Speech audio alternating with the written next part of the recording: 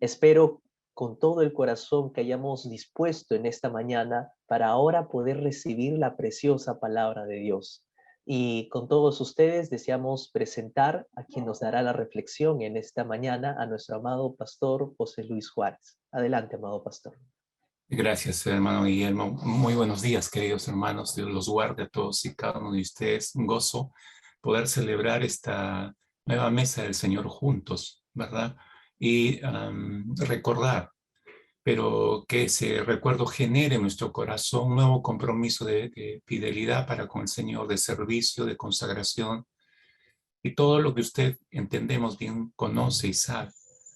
Permítame en esta mañana entrar después de la semana pasada esta conferencia misionera en la cual todos hemos sido edificados y el Señor nos ha vuelto a recordar también cuál es nuestra misión y cuál es la misión de Él y cómo calza la vida de la iglesia en esa misión de Dios. Entrar a esta pequeña nueva serie, estuvimos viendo la serie de Regreso al Corazón de Dios, pero después de la conferencia vamos a tener una pequeña serie de 3 semanas nada más que le hemos titulado ¿Por qué no obedecemos la misión de o la misión de Dios? ¿Por qué no obedecemos a la misión de? Permítame leer conmigo, permítame juntos leer el texto bíblico y luego le voy a pedir a mi esposa que nos pueda encomendar en las manos del Señor en este tiempo de reflexión de la palabra, después de haber disfrutado de la mesa del Señor en este día también, ¿correcto? Ubíquese en el Salmo 37, por favor, en sus Biblias. Salmo 37.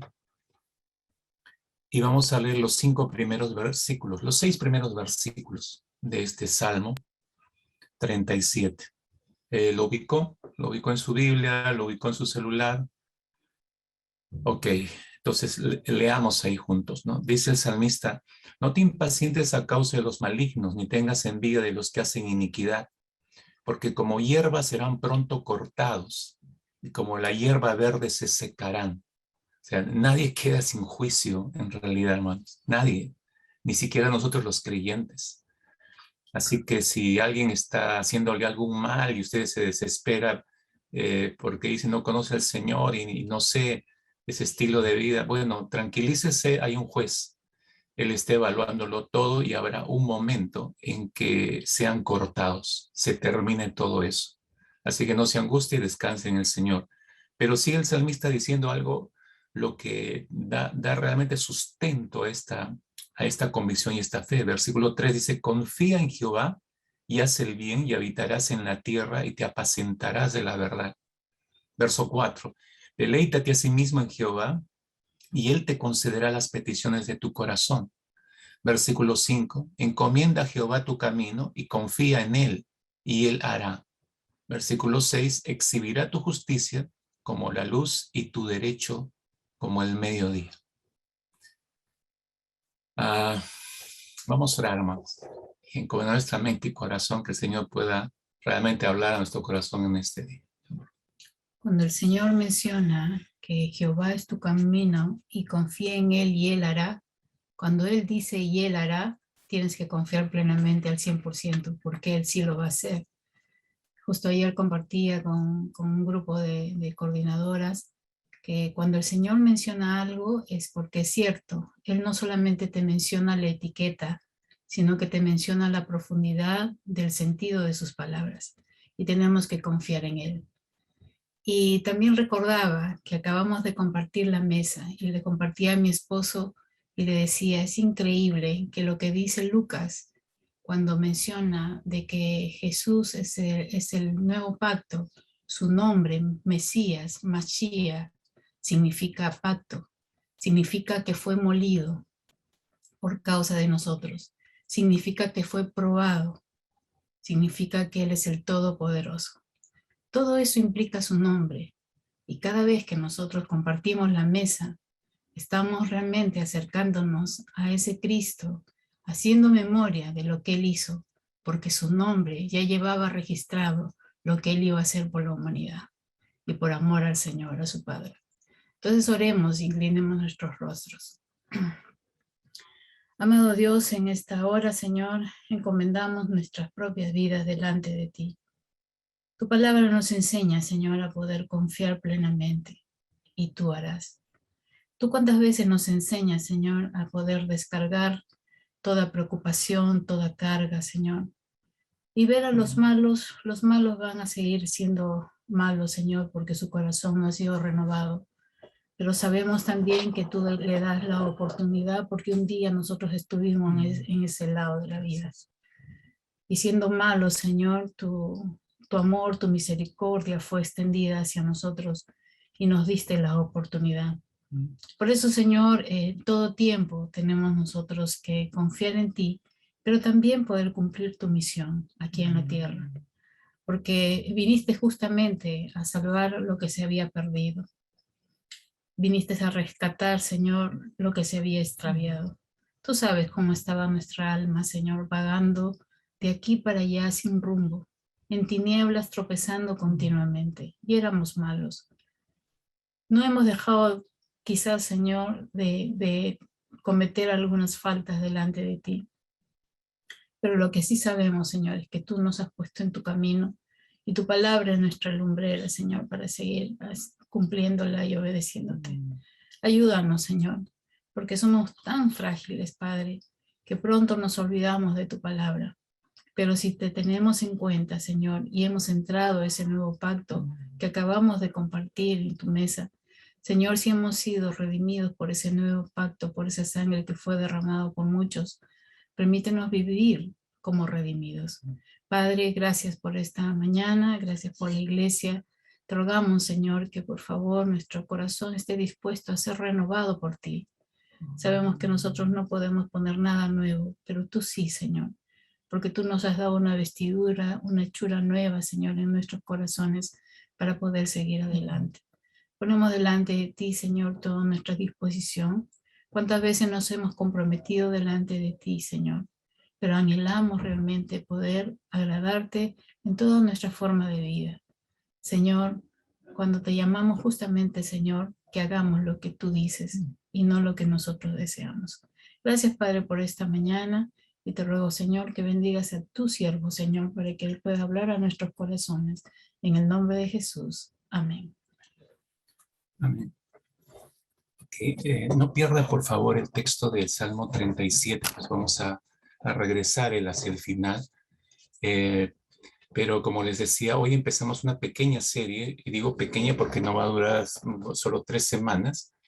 ¿Por qué no obedecemos a la Mission Day? Y tiene razón de ser la serie, pues acabamos de salir una conferencia misionera, Dios nos ha hablado a lo largo de 4 días de manera puntual a través de talleres, plenarias, y necesitamos no perder de vista esto, ¿no? No hay peor cosa que, y creo que un padre de familia, una madre de familia sabe exactamente eso, y se siente mal un padre, una madre, cuando tiene que hablar cosas serias a los hijos y los sienta y habla por 1 o 2 horas y les pone las cosas bien en claro, cuadra todo, establece las normas, les dice cómo deben vivir.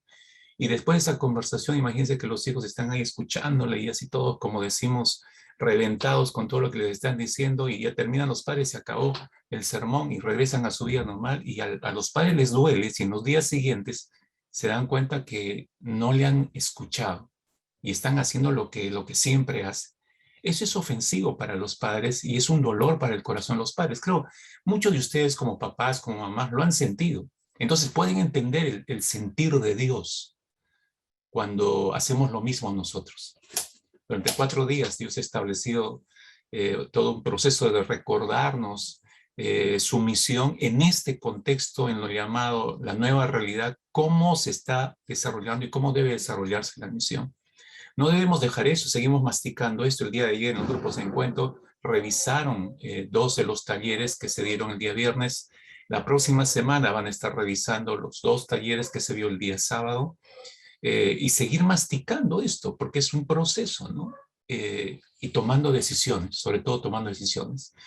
Entonces, era lógico que Dios nos llevara a seguir masticando esto a través de esta pequeña serie. Y vuelvo a insistir, es pequeña porque luego entramos en el mes de octubre, que es nuestro mes de aniversario, y durante todo el mes estaremos con una nueva serie también. Y le adelanto que va a ser una excelente serie. Vamos a tener pastores invitados, autoridades nuestras de nuestra denominación, trayendo la palabra del Señor. Y todos van a girar en torno a esta serie que a partir del mes de octubre la hemos llamado Una iglesia que glorifica a Dios, puntos suspensivos. ¿Por qué? Porque después de 41 años, hermano, bueno, este año cumplimos 41 años. En el mes de octubre cumplimos 41 años como iglesia, colocada en el distrito de San Juan, predicando la palabra, extendiendo el reino de Dios en ese distrito. Así que después de 41 años, nuestra iglesia, ¿cómo debe seguir glorificando a Dios? Esa es la línea de la serie del mes de octubre. Una iglesia que glorifica al Señor, y usted va a ver a través de un minucioso estudio de la carta del apóstol Pablo a los Colosenses, va a poder entender y le va a ayudar a madurar cómo podemos seguir glorificando a Dios en esta nueva llamada, nueva realidad, cómo podemos seguir glorificándole como iglesia. Bueno, pero ya le estoy dando las nuevas de la siguiente serie. Ahora, permítanme concentrarme con ustedes en esta breve serie de lo que resta este mes. ¿Por qué no obedecemos la misión de él? No sé si ha hecho esa pregunta, no pensando en la iglesia, sino pensando en usted. ¿Por qué no obedezco? Mira, ya tengo 4, 5, 7, 10 años en la iglesia. ¿Y por qué me cuesta obedecer al Señor? No sé si ha revisado eso en su corazón.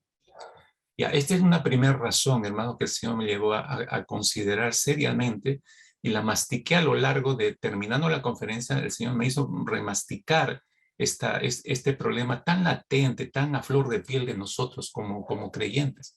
¿Sabe por qué no obedecemos a la misión de en primer lugar? Es el primer tema de esta tarde, porque no confiamos en Dios. Esa es la primera razón. Tiene que ver nuestra falta de compromiso con la misión de Dios o la misión de él. Es un asunto de falta de confianza. Parecerá extraño, hermanos, porque estamos hablando de creyentes, estamos hablando de la iglesia del Señor redimida por su preciosa sangre. ¿Cómo que falta de confianza, pastor? Y algunos dirían, me está ofendiendo, pastor. Bueno, como siempre digo, después de escuchar todo el mensaje, ya lánceme todas las piedras que quieran.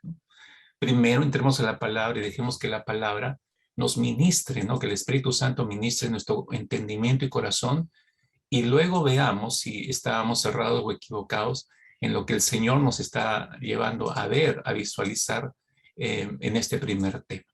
Permítanme empezar entonces con una ilustración. No sé cuántos hayan leído o cuántos conozcan acerca de este gran evangelista norteamericano de hace un par de siglos atrás, Dwight Moody.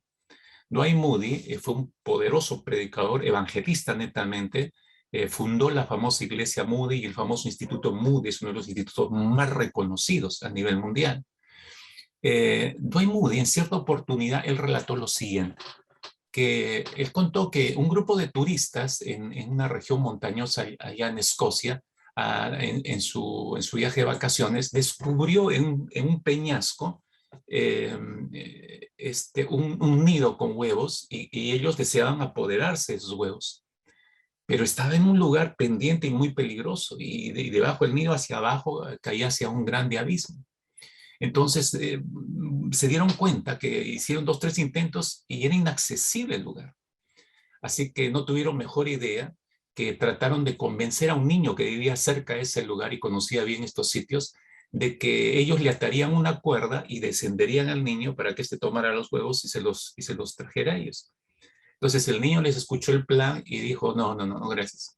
Y ellos insistieron, no, pero no te preocupes, mira, somos 3, 4, vamos a amarrarte doblemente y entre los 4 vamos a sostener la cuerda y te vamos a descender y toma los huevos y no hay ningún problema, vas a descender seguro. Y el niño, dijo, no, yo no sé quiénes son ustedes y no.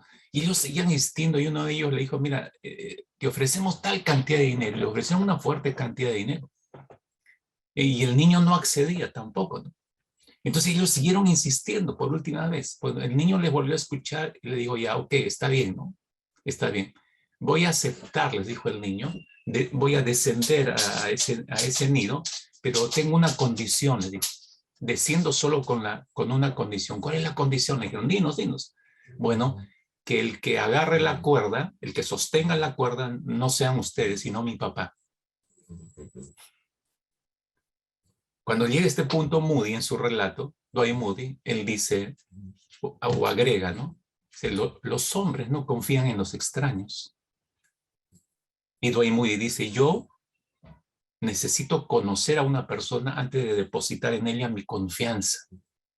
Hace 40 años que conozco a Dios y cada día tengo más confianza en Él, terminó diciendo Doimod.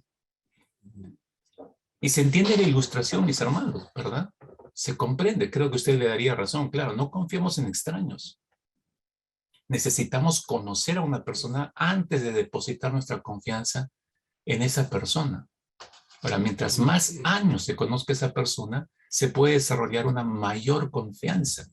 Claro, usted puede decir, pero ¿y si me falla la persona? Obviamente se quiebra la confianza, pero no estamos hablando del ser humano falible. Estamos hablando de conocer a Dios. Por eso Dwight Moody dijo en esa oportunidad, 40 años que conozco a Dios y cada día tengo más confianza en Él. ¿Por qué? Y cada uno de nosotros podríamos decir una cantidad de años que conocemos a Dios. Yo estoy seguro de algo si les preguntara a cada uno de ustedes, ¿cuándo Dios quebró la confianza que pusimos en Él? ¿Cuándo? Ninguno de nosotros podía decir, no, Dios me defraudó, Dios no, no, nosotros la quebramos, sí, pero Él jamás la quebrará, porque es parte de su esencia como Dios. Entonces, por eso Dios es muy confiable, hermanos, muy confiable. Cuando nuestro Señor Jesucristo dijo, recuerdan, en Mateo capítulo 18, versículo 3 y 4, Evangelio de Mateo 18, verso 3 y 4. ¿Recuerdan cuando Jesús dijo, en verdad os digo que si no os convertís y os hacéis como niños, no entraréis en el reino de los cielos? Así pues, cualquiera que se humille como este niño, ese es el mayor en el reino de los cielos. Y tenía un niño a su costado, ¿no? Sentado en su regazo. Lo que dijo Jesús ahora toma mucho más sentido, mucho más peso. Es decir, lo podemos interpretar mucho mejor. Nos permite comprender que es en verdad acerca de la fe. Nos permite ver más claramente lo que significa la fe. La fe es la confianza que tenemos en el Señor. La confianza que tiene un niño delante de su papá celestial es ejemplar no solo cuando estemos en el reino de Dios, sino aquí en la tierra. Pues aquí empieza nuestro adiestramiento de confianza. Aquí es donde aprendemos a confiar en el Señor. ¿Por qué hablar acerca de confianza en Dios, mis hermanos, después de todo lo que hemos pasado y seguimos pasando con esta pandemia mundial? ¿Por qué? ¿No se supone que ya aprendimos estas lecciones sobre confiar en Dios en estas circunstancias críticas en las que se halla todo el mundo y nuestras sociedades? Me temo que no, mis queridos hermanos, me temo que no. Se supone que debemos haber aprendido después de casi de un año y medio, a confiar en el Señor, pero no es así en la práctica. Con todo lo que hemos visto, tanta gente enferma, tantos fallecidos, tantos contaminados, tanto dolor, tantos niños en desamparo porque sus progenitores han muerto. Hay un fuerte porcentaje de niños que los dos progenitores han muerto por COVID. Con todo lo vivido, mis hermanos, me refiero a los que les tocó vivir, a ustedes, hermanos, hermanas, que les tocó vivir el COVID en carne propia y estuvieron al borde de la muerte, algunos de ustedes, o a los que también sintieron el dolor y vieron partir a los seres amados bien cerca de ustedes por causa de esta pandemia. ¿No se supone que todos hemos aprendido a confiar en Dios? No, hermanos. No, he visto personas en relación con nuestra iglesia, parientes cercanos de nuestros hermanos, hermanas, que los conocemos perfectamente. Bueno, por lo menos lo conocemos bien, ¿no? Haber pasado por este trance tan terrible, al borde de la muerte en el COVID, haber orado por ellos y Dios haberlos sacado de esto, y si te di Dios, ni me acuerdo, ¿no? No, hoy aprenderemos, mis hermanos, que a pesar que muchas personas por las cuales oramos fervientemente para que Dios les diera una oportunidad de vida, y Dios se las dio, los sanó milagrosamente, los sacó de una cama UCI, los levantó de la muerte. Ellos o ellas vieron en carne viva ese milagro de Dios, pero eso no los llevó a confiar en Dios, curiosamente. Porque, hermanos, escúchenme, ver un milagro de Dios no necesariamente significa creer en Dios o confiar en Dios. Confiar en Dios, mis hermanos, es confiar en Él. ¿Qué más puedo decir? Confiar en Dios es confiar en Él totalmente, íntegramente. Es decir, todo nuestro cuerpo, alma y espíritu debe confiar en Dios, debe depositar su confianza en la persona de Dios para que verdaderamente sea confianza, si no, no lo es. Espero que me esté oyendo con cuidado. O sea, todo mi ser integral debe ser entregado en las manos del Señor, confiando en esas manos poderosas para que verdaderamente sea confianza. Si no le entrego mi ser integral, no es confianza, hermanos. Déjenme darle un ejemplo de extrema confianza en Dios. Esta historia la conocen muchos porque han visto la película o han leído el libro o me han escuchado de repente en algún mensaje porque muchas veces la he usado. Corrie ten Boom fue una judía holandesa que fue capturada con su familia en plena Segunda Guerra Mundial por ayudar a ocultar familias judías. Corrie ten Boom con su padre, madre y sus otros dos hermanos, una hermana y un hermano, fueron tomados prisioneros y llevados a campos de concentración. Corrie ten Boom era una creyente firme en Jesucristo como su Señor. Pero fue destinada, fue separada, los padres fueron enviados a otro campo de concentración, a su hermano a otro campo de concentración, y ella y su hermana Betsy fueron enviadas a otro campo de concentración diferente. La familia fue quebrada. Entonces, al ingresar ella al campo de concentración donde la asignaron, la despojaron a ella y a todos los presos judíos que trajeron, les despojaron de todo lo que llevaban encima. De posesiones, ropa, todo. Y les obligaron a que se colocara una única túnica, ¿no? Ahora, lo único que ella no entregó, Corrie ten Boom, fue una pequeña Biblia, su mayor tesoro. Entonces no tuvo mejor idea que voy a tratar de meterla conmigo a esta prisión. Entonces le ató una cuerda y se le echó al cuello y la metió debajo de la túnica. Pero ella misma se dio cuenta, es imposible que no la vean, porque la túnica pegada al cuerpo, se notaba claramente que había un bulto ahí y lo iban a notar, ¿no? Era imposible que los soldados nazis no se dieran cuenta que allí Corrie ten Boom llevaba algo oculto y se lo quitaría y se quedaría sin su Biblia. Ahora, en esa angustia de Corrie ten Boom, aferrada a su pequeña Biblia, puesta en la fila que estaba entrando, se dio cuenta que en la puerta de ingreso ya del campo de concentración habían como 4 guardias nazis, 2 de cada lado, y prisionera por prisionera, antes de que entrara, entre los 4 la revisaban, palpando todo el cuerpo, y luego le daban el pase. Entonces ella, cuando vio desde detrás lo que estaba ocurriendo, dijo, es imposible que no vayan a quitarme mi Biblia. Y eso le entristecía, le acongojaba, y mientras iba acercándose, aferrada a su pequeña Biblia, pensaba, me voy a quedar sin mi Biblia, me voy a quedar sin su Biblia. Pero de pronto tuvo un momento de lucidez espiritual y regresó a su confianza en el Señor. Dijo, bueno, solamente lo único que me resta aquí, en este momento de este imposible, necesito confiar en el Señor. No sé lo que hará Dios, pero voy a confiar en el Señor. Y depositó integralmente todo su ser en las manos del Señor en ese instante. Nosotros podemos ver desde afuera y podemos ver, esto es imposible. Dentro de la lógica humana, esto es imposible. La van a palpar y le van a encontrar y se la van a quitar, igual la va a perder. Entonces siguió avanzando la fila y Corrie ten Boom, mientras iba avanzando cada paso, su fe, mientras avanzaba, su fe se hacía cada vez más sólida, más fuerte, más fija en el Señor. Entonces es importante tomarlo en consideración. Entonces cuando llega ya a la puerta, la mujer que estaba la prisionera que estaba delante de Corrie ten Boom, los 4 hombres como gavilanes se le lanzaron encima y la revisaron desde el primer pelo de su cabeza hasta las uñas de los pies. Se levantan los 4 soldados y le tocaba a ella, y en automático los 4 soldados, como si no existiera Corrie ten Boom, pasaron a la mujer que estaba detrás de él. Ella siguió caminando en automático. Lo que quiero decir, mis hermanos, es que Dios la hizo invisible a los ojos de estos soldados, así como usted lo escucha. Ya usted ya creía, algunos de ustedes están diciendo, ay, pastor, fijo que usted es hincha de Steven Spielberg, ¿no? Y usted y tanto E.T. y todo eso, ya su mente está media ¿no? Toda la saga de Star Wars se la ha visto seguramente, llamó mucha pantalla, pasó mucha pantalla. No, lee el libro, lea las memorias de Corrie ten Boom, y usted va a descubrir ahí, no es un palabreo, son experiencias reales de confianza en Dios, confianza extrema, por eso le decía, ¿no? Pasó delante de esos soldados sin que ellos la vieran, con su Biblia, por una revisión imposible de pasarla por alto, hermanos.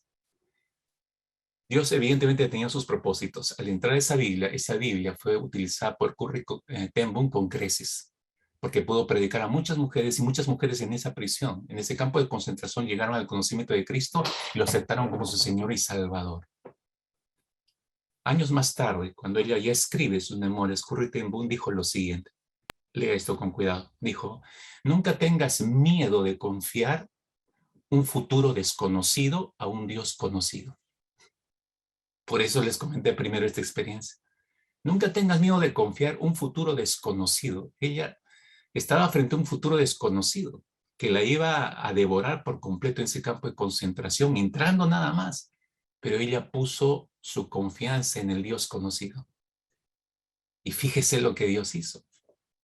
Ahora, mis hermanos, la confianza en Dios, escuche, la confianza en Dios no es solo para momentos difíciles o para cuando estemos pasando por un grave problema o peligro como Corrie ten Boom. No es solo para eso la confianza en Dios, no confundamos, hermanos, sino que la confianza en Dios es para obedecerle en todo al Señor, ¿no? Y para obedecerle en todo al Señor, usted necesita confiar en el Señor.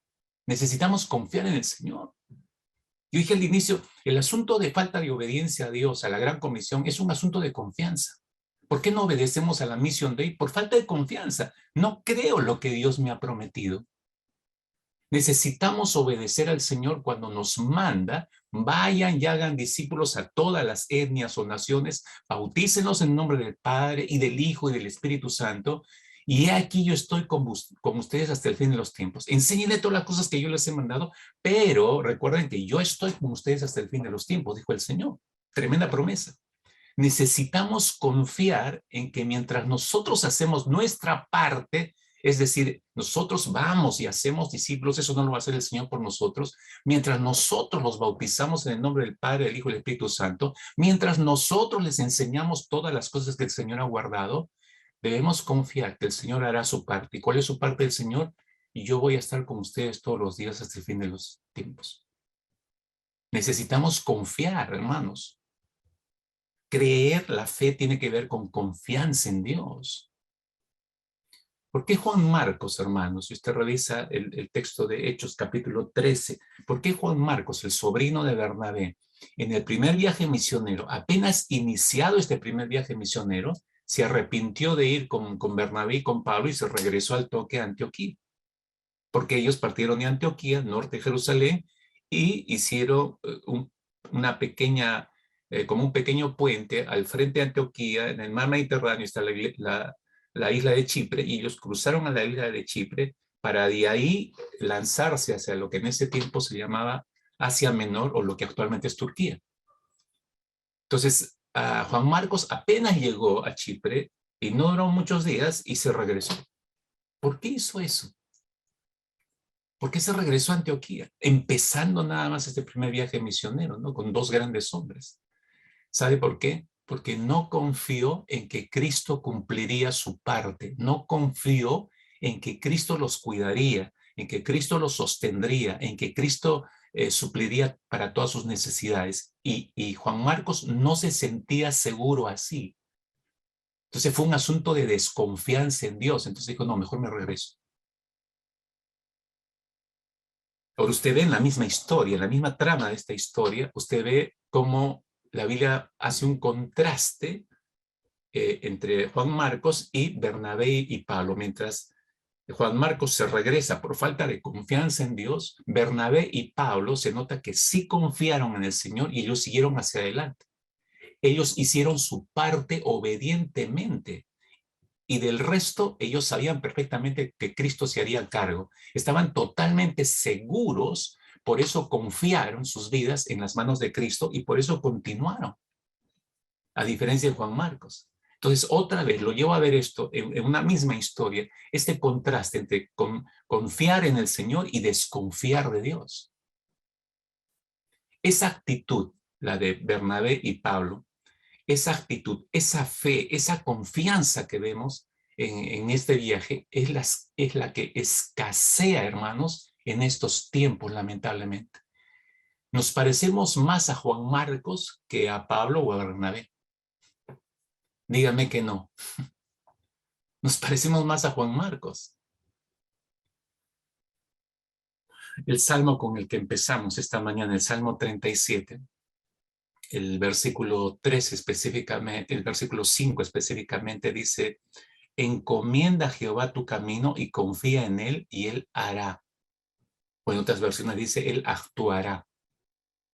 Encomienda al Señor tu camino, confía en él y él actuará o él hará.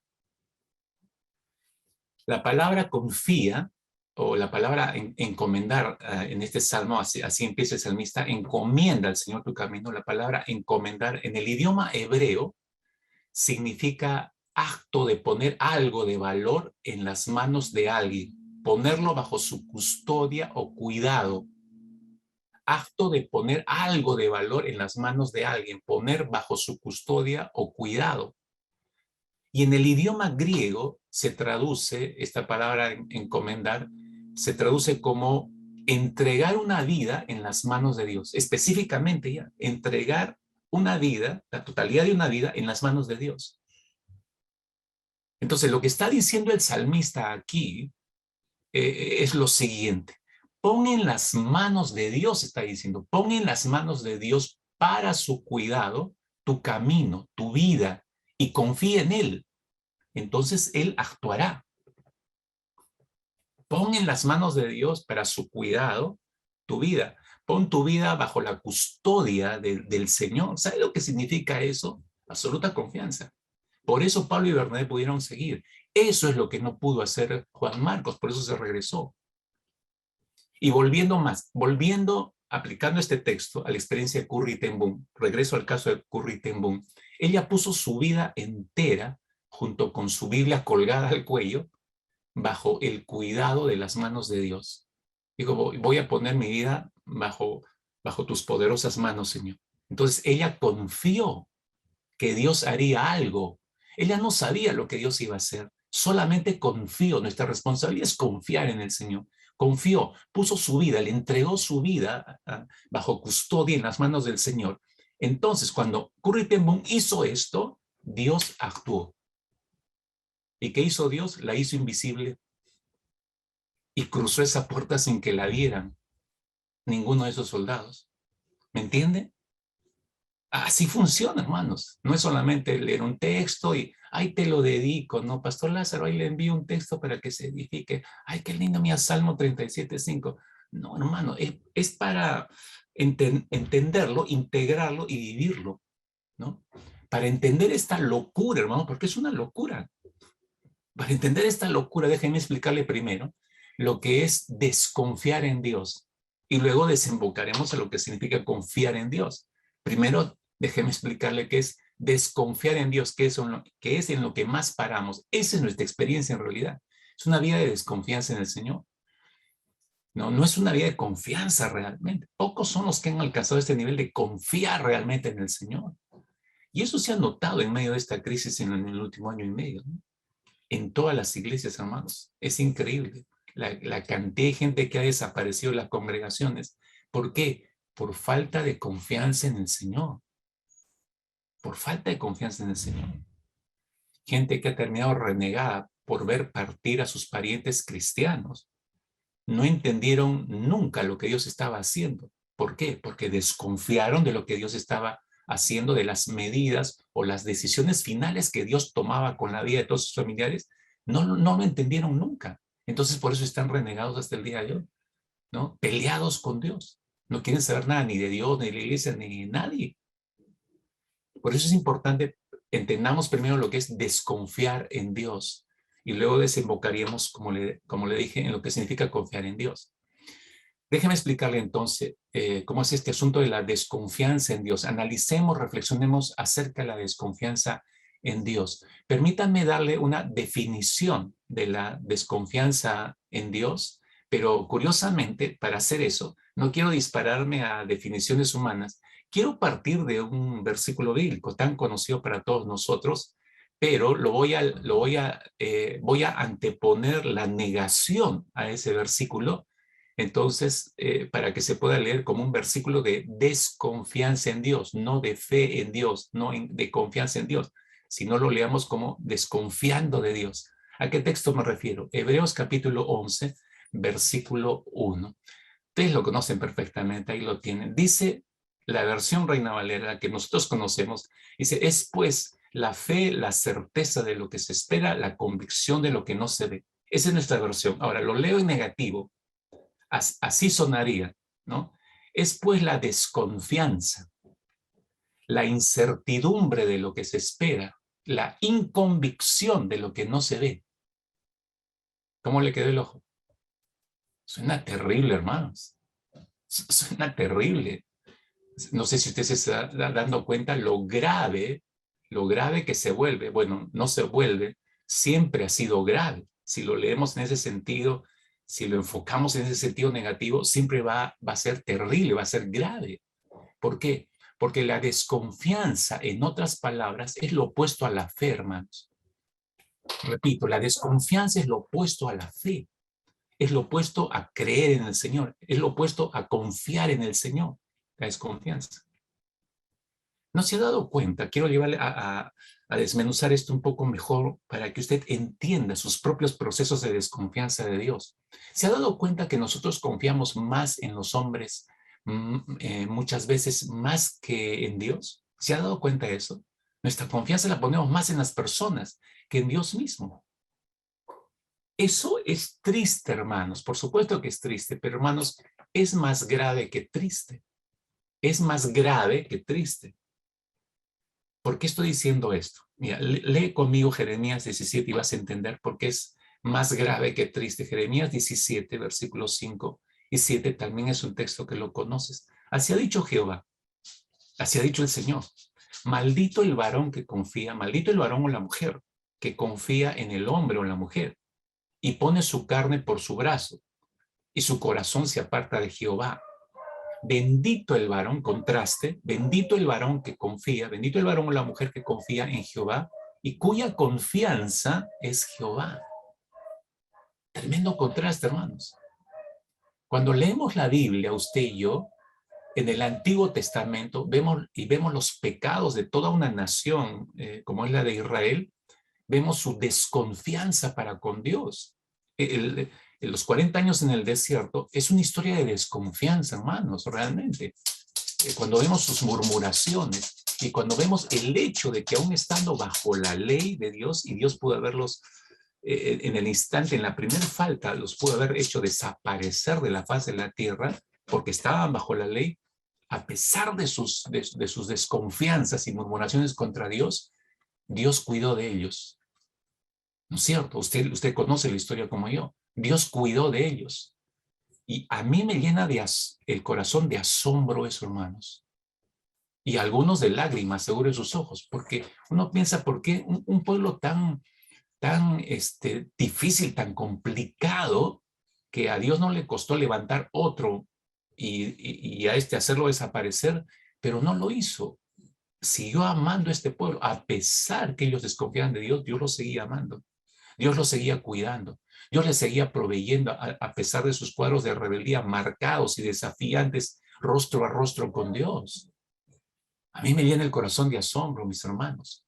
Pero leemos también que era el único pueblo, si ustedes recordarán bien, Israel era el único pueblo sobre la tierra que servía al Dios verdadero. Y eso es un inmenso privilegio, hermanos. Y creo que la nación de Israel no llegó a entender ese inmenso privilegio a pesar de su desconfianza hacia Dios, ¿no? Y por eso nunca, hermanos, llegamos a leer que toda la nación, ¿no? Que todas las personas de la nación de Israel, nunca leemos en las Escrituras que dijera o gritara como el profeta Isaías cuando fue confrontado con la gloria de Dios. ¿Recuerdan la expresión de Isaías cuando fue confrontado con la gloria de Dios? En Isaías capítulo 6, versículo 5. Bueno, no oímos que Israel, toda esta nación, haya gritado lo mismo. Si ellos lo hubieran hecho, hubiera sonado así: ay de nosotros, que somos muertos, porque siendo hombres inmundos de labios y habitando en medio del pueblo que tiene labios inmundos, ay de nosotros que somos, ¿no? Entonces, usted se dará cuenta, este pueblo que servía a Dios, era el único pueblo sobre la tierra que servía a Dios, no valoró esto. ¿Por qué, hermanos? Desconfiar de Dios se ha convertido en lo más normal para la mayoría en estos tiempos. Y estoy hablando de la crudeza de este problema de confiar en el Señor. Desconfiar en Dios se ha convertido en lo más normal para la gran mayoría. Eso incluye gente creyente y no creyente, hermanos. Quiero comprobar esto. Dígame, y le pregunto a ustedes, dígame, ¿cuántas veces cuando usted era estudiante, si alguno ha tenido ese privilegio, cuando usted era estudiante becado en la universidad, lo becaron, usted sabe lo que esa beca hay que cuidarla, porque uno tiene que mantener un ranking de notas para que no la pierda, y eso significaría que usted tendría que pagar para mantener esa beca. Acuérdese cuando usted era estudiante o cuando su negocio o empresa empezó a crecer. Acuérdese de eso. Sabiendo que usted debía confiar en el Señor, tanto para dar buenos exámenes y mantener su rango de notas y así mantener la beca, o tanto para que su negocio o empresa tuviera los ingresos necesarios para cubrir todos sus gastos y aún así tener ganancias. Dígame, ¿cuántas veces confió usted, no en Dios, sino que confió más en su propio esfuerzo? Siendo creyente, usted confió más en que usted podía lograr mantener esa beca y no confió en que el Señor podía mantenerlo sobre esa beca. Usted confió más en que su negocio, usted podía sacarlo adelante haciendo esto o aquello, más que confiar en que Dios lo iba a bendecir y prosperar, como Él promete en su palabra, en ese negocio. Dígame, ¿cuántas veces ha ocurrido eso? ¿Por qué desconfiaba que Dios le siguiera proveyendo para seguir sosteniendo esa beca o para que su negocio tuviera excelentes ventas y creciera? Y sin embargo, hermanos, a pesar de su pecado de desconfiar en Él y confiar más en sus planes, díganme si Dios no le dio justo lo que necesitaba. Y Dios le dio incluso más de lo que necesitaba. Realmente bendijo la obra de sus manos. Y es que, hermanos, Dios no paga con la misma moneda. ¿No se ha dado cuenta de eso? Por eso debemos poner rostro en tierra para pedirle ayuda y misericordia, como lo hizo Aarón y Moisés, ¿no? Cuando pidieron, Señor, ayúdanos, por favor, porque nosotros solos no vamos a poder con todo esto, ¿no? Entonces creo que necesitamos regresar a ese punto de reconocer nuestra desconfianza en Dios, porque muchas veces lo hemos manejado así. Las decisiones que usted maneja hasta el día de hoy, usted dígame, ¿cuántas veces usted ha inclinado la balanza más a confiar en lo que usted tenía sobre la mesa, en lo que usted tenía en el bolsillo, en lo que usted tenía en su cuenta de ahorros, en lo que tenía apuntado en su agenda personal, pero ni siquiera abrió una página en las Escrituras para preguntarle y decirle al Señor, como diría el salmista, confirma tu palabra, tu siervo que te teme? ¿Cuántas veces he hecho eso? ¿No? Creo que todos nos vamos a encontrar en esa situación. Hermanos, quiero que se dé cuenta de esto, porque usted podrá decir, pastor, no se moleste por semejante minucia. Minucia, hermanos. ¿Cuán grave es desconfiar de Dios? ¿Ya? Quiero mostrarte en las Escrituras cuán grave es desconfiar de Dios. Es tan grave, mis hermanos, que a los mismísimos Moisés y Aarón, Dios les quitó la gracia de entrar en la tierra prometida por desconfiar en Él. Números capítulo 20, si usted olvida esta parte de la historia de la nación de Israel, Números capítulo 20, versículo 12. Dice, y Jehová dijo a Moisés y a Aarón. El Señor le dijo a Moisés y a Aarón directamente, ¿no? Por cuanto no creísteis en mí para santificarme delante de los hijos de Israel, por tanto, conclusión, por tanto, no meteréis esta congregación en la tierra que les he dado. Se acabó. Y hay un punto ahí, usted se da cuenta. Dios terminó de decir esto y punto, se acabó. Ellos lo escucharon y entendieron el punto. O sea, acá no, ni siquiera me pidan que cambie esto. Y ellos sabían por qué. Se excedieron. Recuerda lo de la piedra, lo de la roca, ¿no? Háblale a la roca y va a brotar agua y vas a hacer su necesidad. Fueron y le agarró a golpes Moisés. ¿Qué estaba haciendo Moisés? Bueno, me parece bien, Señor, que me digas que le hable, pero a este pueblo, ¿no? A este pueblo que es así duro de cerviz, a este hay que hablarle graficándole. Entonces, a estos hay que mostrarles quién tiene la vara y golpeó la roca. Eso fue en sus fuerzas. Dios vio eso suficiente. Hermanos, Moisés llevó una vida, digamos, impecable desde que sacó a la nación Israel. Obedeció al Señor desde su llamamiento. Se mantuvo impecable hasta ese punto. Ahora, dígame si no es grave desconfiar de Dios. Si somos honestos, mis hermanos, en esta mañana, porque espero que usted como yo estamos buscando, en medio de la reflexión de este tema, estamos buscando ser honestos delante de Dios. Ok, si somos honestos, mis hermanos, podríamos decir que ellos, me refiero a Aarón y Moisés, que ellos no pecaron tan fuerte, ¿no? Por eso algunos dicen, no, pues ya exageró el Señor, no era para tanto ya.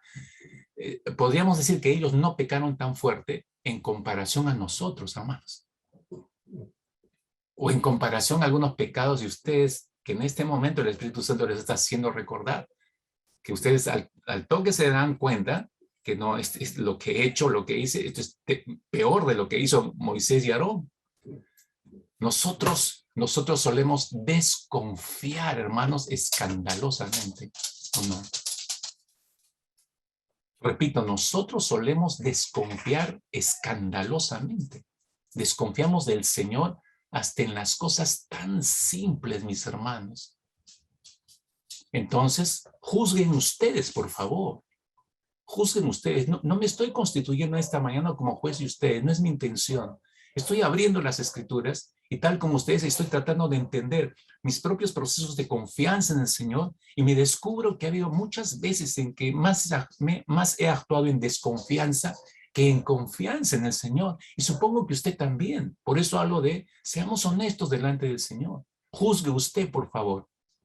Entonces, si nosotros en esta mañana nos damos cuenta, lo de Moisés y Aarón no es tan terrible en comparación a mis pecados de desconfianza, entonces, ¿no le parece que merecemos algo mucho peor de lo que les tocó a Moisés y Aarón?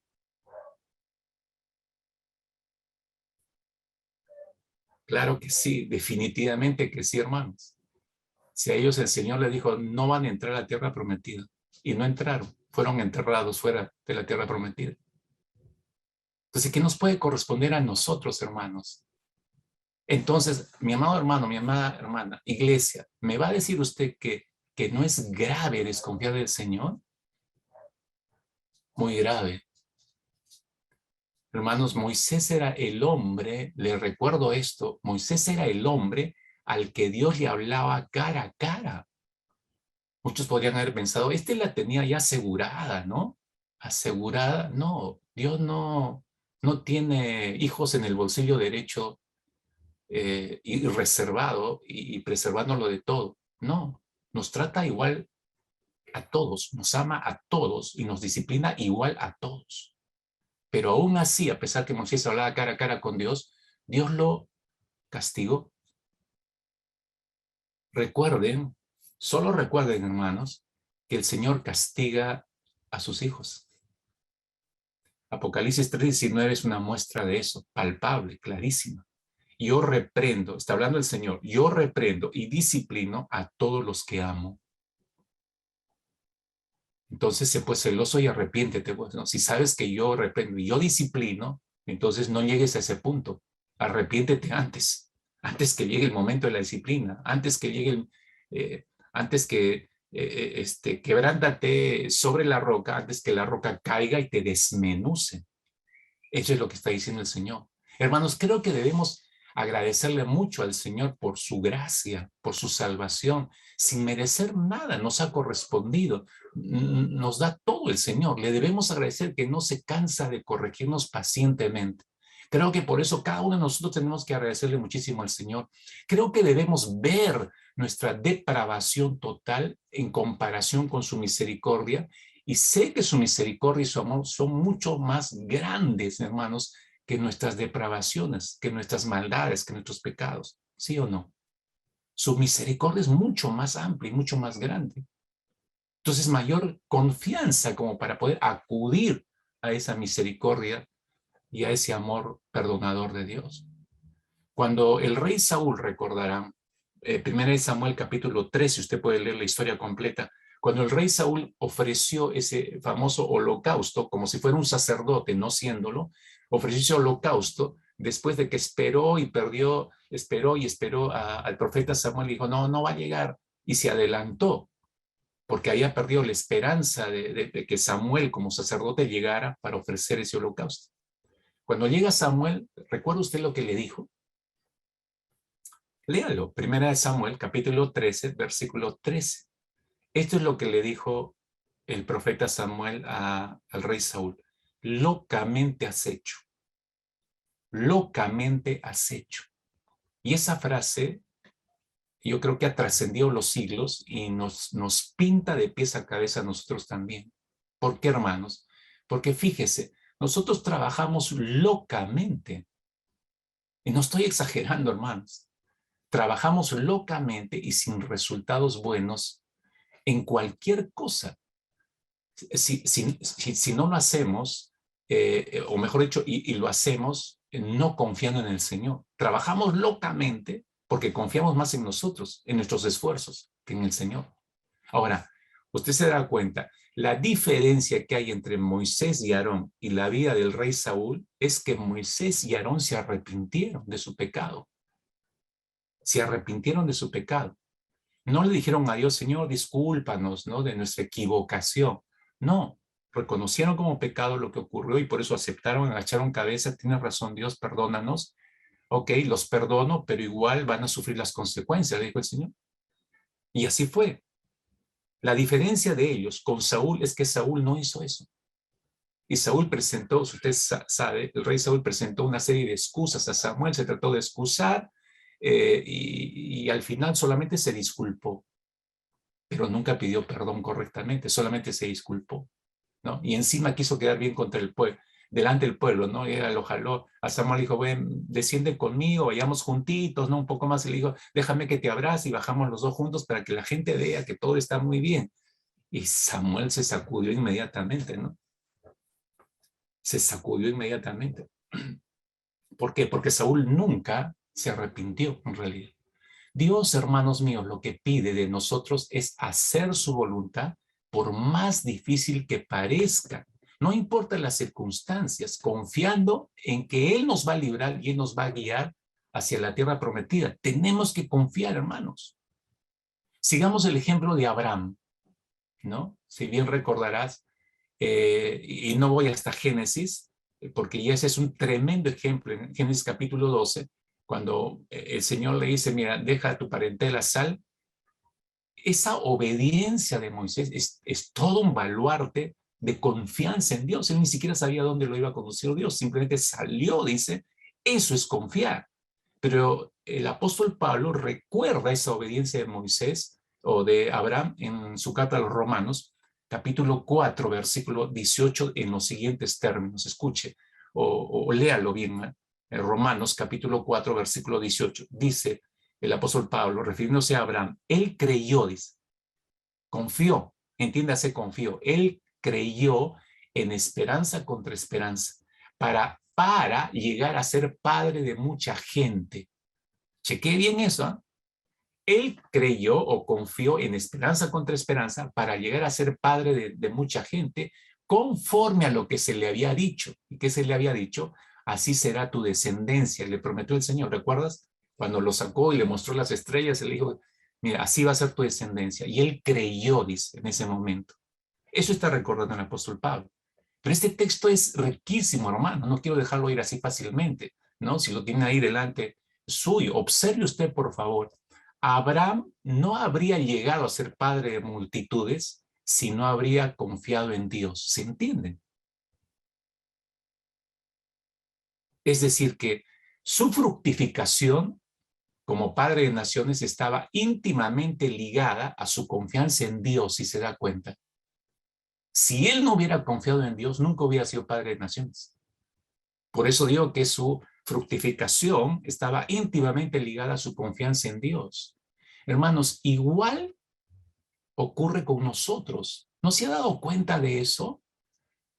Jesús dijo, y mientras vayan, hagan discípulos en todas las naciones. Y he aquí, yo estoy con vosotros todos los días hasta el fin de los tiempos. Eso significa, solamente llegaremos a ser padres espirituales, porque mientras vayan, hagan discípulos. ¿Qué significa eso? Yo me transformo en un padre espiritual para el discípulo. Esa es una inmensa responsabilidad. Mientras vayan y hagan discípulos, dijo el Señor de todas las naciones, yo estoy con ustedes.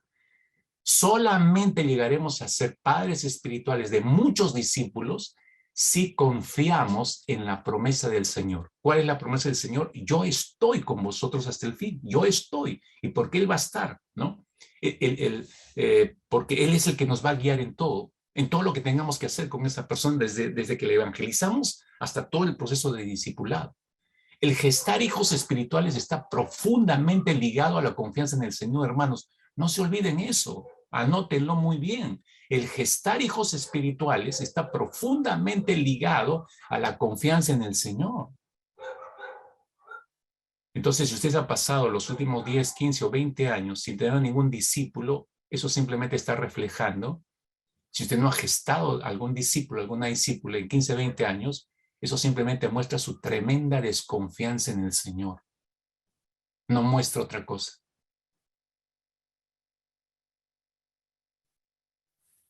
Ahora, piensen esto, en esta relación que le estoy mencionando, ¿no? El gestar hijos espirituales está profundamente ligado a la confianza en el Señor, porque yo como discípulo de Cristo sé mi responsabilidad y digo, si Cristo está conmigo, de acuerdo a su promesa de Mateo 28, si Cristo está conmigo, entonces Él me va a guiar a las personas que el Padre Celestial ya ha destinado a salvación. Entonces me va a permitir conocer esas personas, me va a guiar a esas personas. Si Cristo está conmigo, conforme a su promesa, me dará la palabra precisa que esas personas a las cuales Él me va a guiar van a necesitar escuchar para tener su encuentro con el Señor Jesucristo. Si Cristo está conmigo, Él me enseñará y me va a dirigir a criar a ese hijo, esa hija espiritual. Si Cristo está conmigo, como ha prometido, entonces, hermanos, no existe ninguna razón por la cual no obedezca su mandato de ir y hacer discípulos. Pero cuando desconfiamos del Señor, entonces buscamos nuestra propia seguridad, no corremos riesgos, no actuamos por fe, sino por la razón. Y mi razón me va a decir, mira, necesitas ocuparte en tu universidad y punto, no te ocupes de otra cosa. Necesitas ocuparte solo de tu negocio y punto, no te ocupes de otra cosa. Necesitas ocuparte de tus hijos, de tu familia, no te ocupes de otra cosa. Eso nos va a decir la razón siempre, hermanos. ¿Por qué? Porque la razón es egoísta, es ególatra. Retroalimenta nuestra egolatría. El pastor Charles Stanley dijo en cierta oportunidad, léalo con cuidado, él dijo, confiar en Dios significa mirar más allá de lo que podemos ver a lo que Dios ve.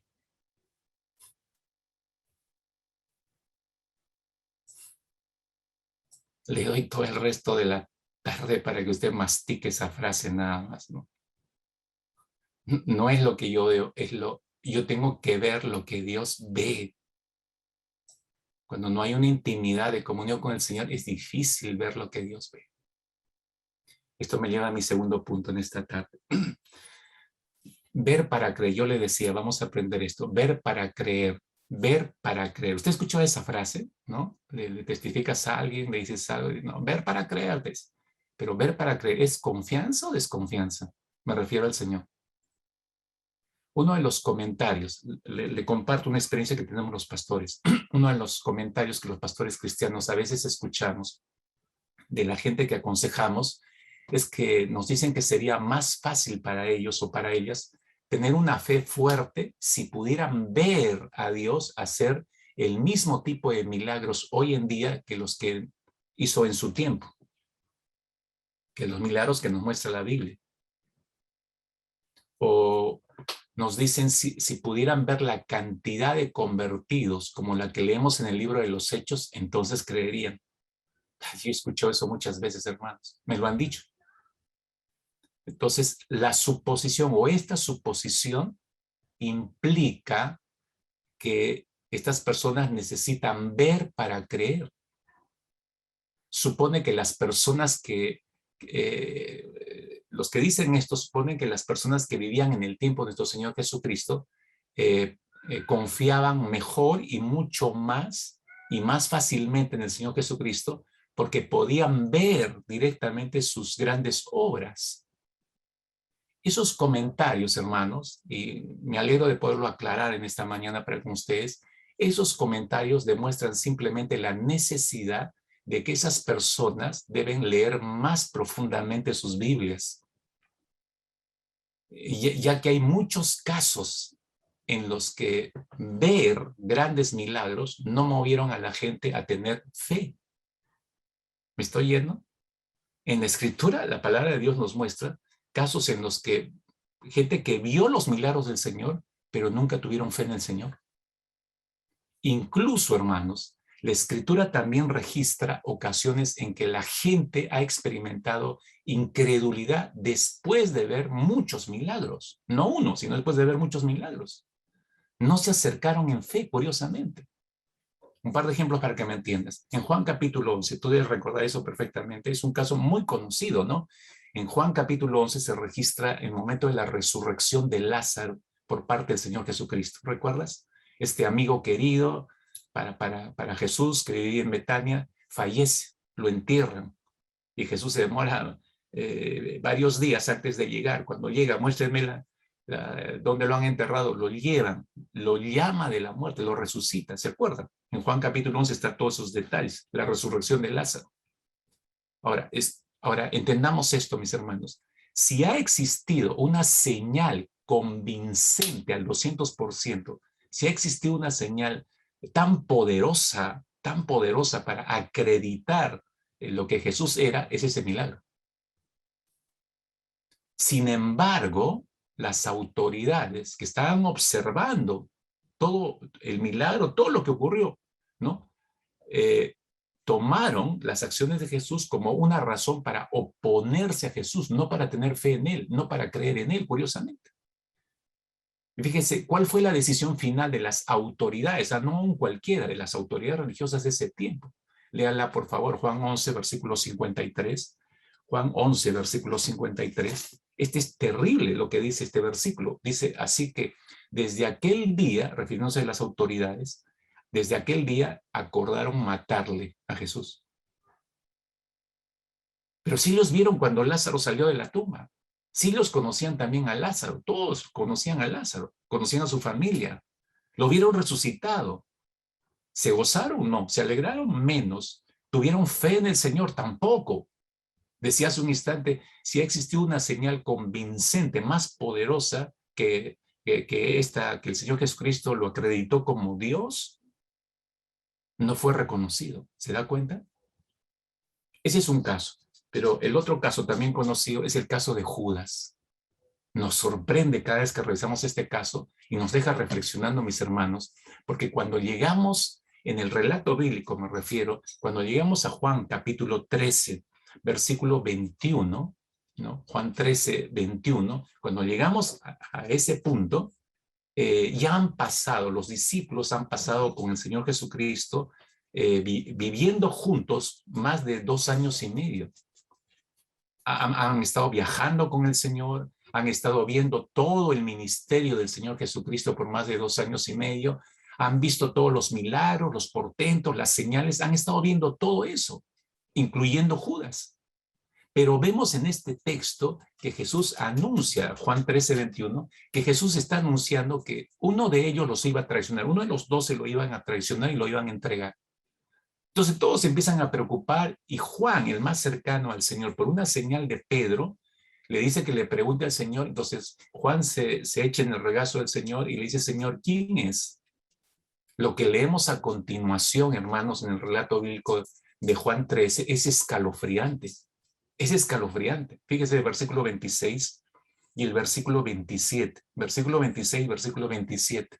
Dice: respondió Jesús a lo que Juan estaba preguntando: a quien yo diere el pan mojado, aquel es, o ese es. Y mojando el pan, dice, lo dio a Judas Iscariote, hijo de Simón. Verso 27. Y después del bocado, después de comerlo Judas, Satanás entró en él. Entonces Jesús le dijo: lo que vas a hacer, hazlo pronto. Es escalofriante, hermanos. ¿Cómo es posible? Uno se pregunta, ¿cómo es posible que este Judas, habiendo visto por más de 2 años y medio, no uno, sino todos los milagros del Señor de primera mano, en primera fila, cientos, muchísimas señales sobrenaturales, portentos, manifestaciones tan claras del poder de Dios a través de Cristo Jesús? Judas estuvo cerca, y yo no sé qué tan cerca, qué tan pegado, cuando el apóstol Pedro hizo tremenda declaración referente a Jesús: tú eres el Cristo, el Hijo del Dios viviente. Judas estaba escuchando eso. Entonces, ¿cómo es que lo traicionó? ¿Por qué lo vendió por 30 miserables monedas de plata? ¿Sabe por qué lo hizo? Porque Judas, a pesar de todo lo que vio, a pesar de todas las enseñanzas que oyó directamente el Señor Jesucristo, a pesar de las enseñanzas adicionales que él recibió estando a solas con el Señor y los otros 11 discípulos, porque eso ocurrió muchas veces. De todas las jornadas que tuvieron, había momentos en que Jesús estaba solo con los 12. Y ahí, qué preciosas enseñanzas, da envidia. A mí me hubiera estado en esas conversaciones para escuchar directamente de parte del Señor todas las enseñanzas que les dio. A pesar de todo eso que recibió Judas, ¿por qué no creyó en el Señor? ¿Por qué no confió en el Señor? El asunto es que a pesar de todas esas experiencias, Judas desconfió del Señor Jesucristo. No le creyó. Desconfió.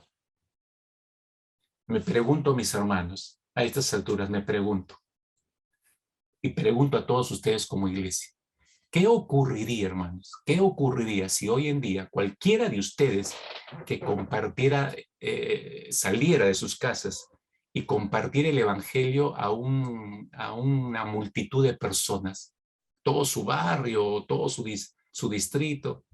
E imagínense que después de compartir el evangelio, haya 3,000 o 5,000 personas que se convierten, pero que se convierten de verdad. ¿Qué ocurriría, hermanos, si muchas de esas personas sanaran de sus enfermedades? ¿Qué ocurriría si alguno de ustedes oraran en las puertas de los frigoríficos mortuorios de los hospitales y, como Jesús llamó a Lázaro de la muerte, ustedes llamaran de la muerte a todos los fallecidos por COVID y resucitaran? Y todos ustedes serían testigos de todo eso. Pregunto, a pesar de ver todo eso, todos ustedes, toda la iglesia, empezaría a confiar en el Señor y a vivir consagradamente para Él. Todos ustedes empezarían, mis hermanos, a discipular a todos esos convertidos, incluso los resucitados por COVID. No, hermanos, no lo harían. No lo harían, porque estás más cómodo detrás de tu camarita escuchándome, y termina cada reunión de día jueves o de día domingo o de día sábado y estás feliz con eso, y hay que dejarlo ahí, que nadie más te moleste, porque no hay que hacer más. Estamos muy bien como estamos, pastor, ¿para qué molestarnos más? No lo haríamos. A pesar de ver todas esas señales y portentos, se lo aseguro, no todos confiarían en el Señor.